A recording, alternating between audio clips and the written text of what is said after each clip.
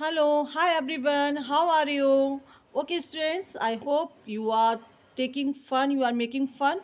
Today we are taking some grammar topic and my grammar topic today is active passive. Okay, तो आज हम लोग जो ले रहे हैं टॉपिक ग्रामर का वो ले रहे हैं active passive. First of all हमें ये समझना होगा कि व्हाट इज एक्टिव, एक्टिव होता क्या है। ठीक है, एक्टिव एंड पैसिव, एक्टिव का वैसे देखा जाए तो इसका मतलब होता है सक्रिय। ओके, और पैसिव का मतलब होता है कि जो निष्क्रिय हूँ। लेकिन यहाँ पर जो एक्टिव और पैसिव का मतलब होता है, शायद हिंदी में इसको भाववाचक वगैरह कुछ ऐसा बोलते हैं, पर I don't know clear about it what it means of active in Hindi. लेकिन यहाँ एक्टिव जो सेंटेंस है उसको जब हम एक्टिव बनाएंगे तो सबसे पहले देखेंगे कि what is the format of active. ठीक है, एक्टिव का जो फॉर्मेट होता है उसके लिए हमें सेंटेंस को देखना होता है। सेंटेंस में होता है सबसे पहले सब्जेक्ट प्लस हेल्पिंग वर्ब अगर है तो, क्योंकि इंडेफिनेट और प्रेजेंट इंडेफिनेट पास्ट में कोई हेल्पिंग वर्ब नहीं होती when it is in affirmative. Okay, इसके बाद हम लेंगे क्या, main verb, after that object and then etcetera. Is it clear? तो ये तो हमारा फॉर्मेट होता है सेंटेंस का जो हमारा एक्टिव होता है।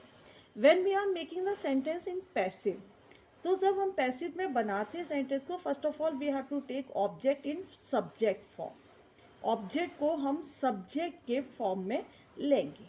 अब सब्जेक्ट और ऑब्जेक्ट फॉर्म क्या होता है ये हम आपको बाद में डिस्कस करते हैं। फिर helping verb according to the subject, जो हमारा सब्जेक्ट है उसके अकॉर्डिंग हम हेल्पिंग वर्ब लेंगे। मेन वर्ब आप हमेशा ध्यान रखिए कि when we are making the sentence in passive हम हमेशा MB3 का यूज़ करते हैं। MB3 मतलब third form of MB। Main verb action word, जो हमारा एक्शन वर्ड है उसकी हम थर्ड फॉर्म लेते हैं। इसके बाद हम लगाएंगे, अगर एसेट्रा है तो एसेट्रा, अदरवाइज बाय, और फिर उसके बाद जो हमारा सब्जेक्ट है उसे हम ऑब्जेक्ट फॉर्म में लिखेंगे। Is it clear? तो हमारा जो फॉर्मेट होगा उसमें सबसे पहले सेंटेंस का फॉर्मेट लेंगे, किसका, एक्टिव का। एक्टिव का होगा subject plus helping verb plus MB plus object plus etcetera.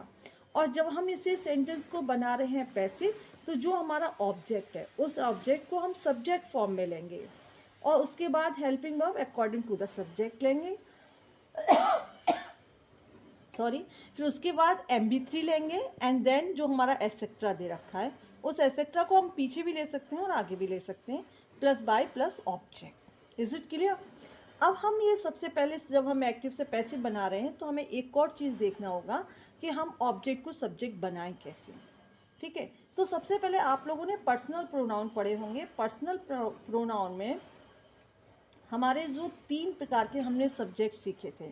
Subject में प्रोनाउन सब्जेक्ट फॉर्म में भी था, पजेसिव फॉर्म में था और हमारा ऑब्जेक्ट फॉर्म में था।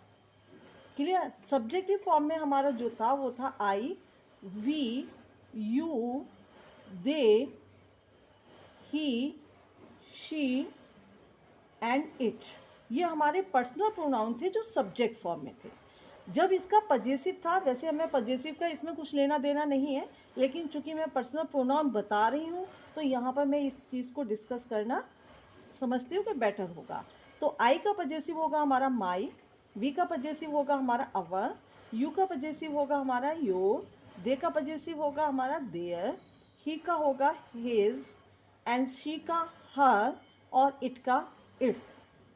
लेकिन जब हम ऑब्जेक्ट, ये हमारा मोस्ट इम्पॉर्टेंट थिंग है, जब हम ऑब्जेक्ट से सब्जेक्ट बनाएंगे तो किस फॉर्म में लेंगे, तो आई का हमारा हो जाएगा मी, वी का हो जाएगा अस, यू का हो जाए, यू का हमारा यू ही रहेगा, दे का हमारा हो जाएगा देम, ही का हो जाएगा him, she her, it it's it. तो जो हमें पैसे में, हमें ऑब्जेक्ट में अगर हमारी ये चीज़ें मिलती हैं तो इन्हीं की सब्जेक्ट फॉर्म हम लिखेंगे। मी अगर ऑब्जेक्ट आता है तो हमारा आई हो जाएगा, अस होगा तो वी हो जाएगा, यू है तो यू हो जाएगा, देम होगा तो दे हो जाएगा, हिम होगा तो ही हो जाएगा, हर होगा तो शी हो जाएगा और इट का इट ही रहेगा। Is it clear? I think it is very clear for you. Now जब हम सेंटेंस पैसिव बनाएंगे तो अब हमारा क्या डिपेंड करता है, हमें ये देखना होगा टेंसेस पे कि हमारे कौन सी टेंस को हमें किस तरह से बनाना है। सबसे पहले जैसे मैंने आपको ये ऑब्जेक्ट बनाया था, तो एक ऑब्जेक्ट का सेंटेंस हम करके देख लेते हैं, उसके बाद हम आगे देखेंगे। जैसे ही gave me a pen. Clear. अब यहाँ पर हमारा मी ऑब्जेक्ट है, आ पेन भी है, तो दोनों में से किसी को बना सकते हैं, लेकिन फिलहाल हमें लेना है मी को। तो मी को हम जब ऑब्जेक्ट, तो हमारा मी का सब्जेक्ट क्या है, आई, तो हमने लिखा आई वॉज, चूँकि ये पास्ट इंडेफिनिट में है तो हमने वॉज लगाया है। I was given a pen by him. Is it clear. तो इस तरह से हमारा जो मी था हमने आई में कन्वर्ट किया। ओके स्टूडेंट्स, तो इसके आगे की वीडियो को आगे की जो हम लर्निंग है वो नेक्स्ट वीडियो में देखेंगे, क्योंकि छोटी छोटी वीडियो में ही अपलोड हो पाएगा। एक साथ बड़ी वीडियो अपलोड करने में बहुत दिक्कत आती है, तो आगे इसकी जो भी है वो हम आगे की वीडियो में सीखेंगे। Thank you.